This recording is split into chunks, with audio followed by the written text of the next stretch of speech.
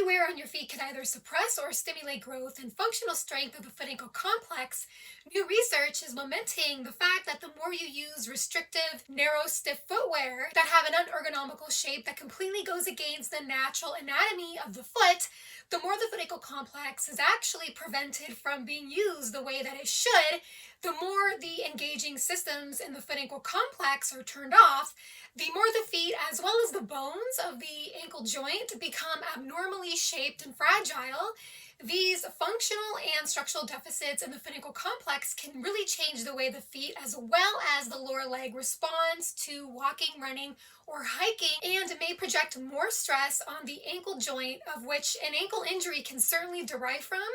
A proof of concept of this came from one interesting line of research, which is linked down below the video in the description box. Research out of the University of Bologna, Italy, revealed that certain types of footwear, namely restrictive, narrow, stiff running shoes, not only significantly alters the structure of the foot's bones, but also significantly alters the structure of the ankle bones in the way that cause the ankle joint to continue to be vulnerable to injury. Not to mention, more structural and functional problems will build with more long-term dependency on such footwear. The researchers looked at the talus bone, which is a central bone between the foot and the lower leg. It's essentially the main bone that connects the foot to the leg. More specifically, the talus bone sits at the center of the ankle and pretty much makes up the lower part of the ankle joint. The talus bone, in conjunction with the calcaneus, makes up part of the subtalar joint, which is a unit essential for balanced footsteps when walking, especially on uneven grounds. Another important function of the talus bone is that it helps transfer all the weight between the foot and the leg during walking, and also helps enable balance. So any injury to this particular bone may impair movements and the range of motion of the foot ankle complex, and may of course compromise balance stability during walking and even standing. If injured, it also takes a long time for the talus bone to heal because the bone doesn't have the best supply of oxygenated blood going to it. In the study, the researchers created 3D images of 142 preserved ankle bones, namely the talus bone, from various points in history, such as modern groups and prehistoric groups. The ankle bones from the modern groups were from the 19th and 20th century and included shoe-wearing dwellers in New York and industrial workers from Bologna, Italy, who favored sturdier leather boots. The prehistoric group included sandal-wearing Goonie farmers in South Africa, as well as barefoot hunter and gatherers from the Stone Age. The researchers discovered that the ankle bones of the Stone Age barefoot hunter and gatherers were significantly shorter, flexible, and more robust due to walking long distances barefoot on uneven terrain,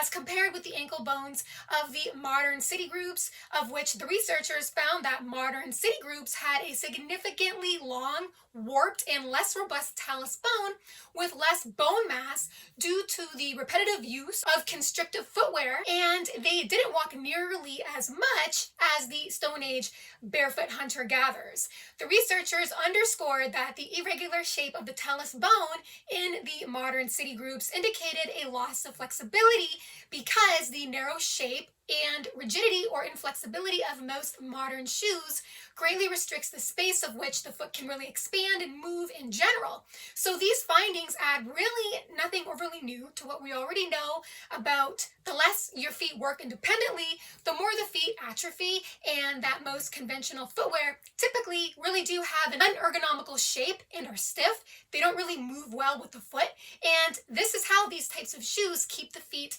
somewhat in an inactive state, which can really contribute to deficits in foot functional strength. But the biggest takeaway from the study is that such footwear can make your ankles just as weak as your feet. The findings from the study is a strong revealing indicator that what you wear on your feet also strongly affects your ankle strength and ankle bone structure, and may cause strength and structural deficits to the talus bone, and more structural problems within the foot ankle complex may build with more long-term use of such rigid restrictive footwear, whereby structural problems can really change the way the bones respond to mechanical stress during running.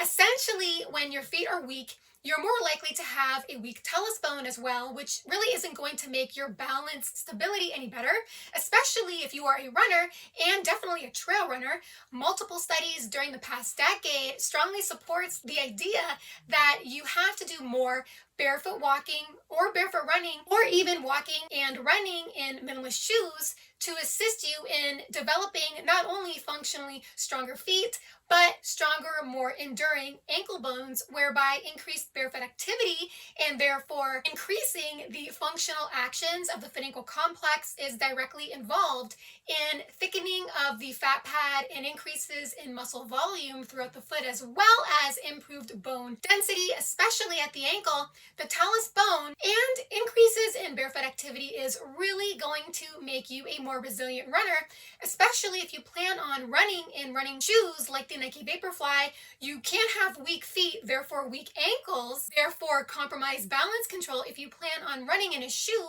like the Nike Vaporfly that has an incredibly thick outsole that substantially causes a large distance separation between your foot and the ground. The elite long distance runners from East Africa, for example, who run in these types of shoes also do a lot of strength training barefoot for obvious reasons. If you plan on running in these types of shoes, you better have unshakable balance control. And really, the only way you can do that is to increase barefoot activity first, or spending more time in minimalist barefoot like running shoes to get the results you want in developing functionally stronger feet and ankles to help give you a built-in level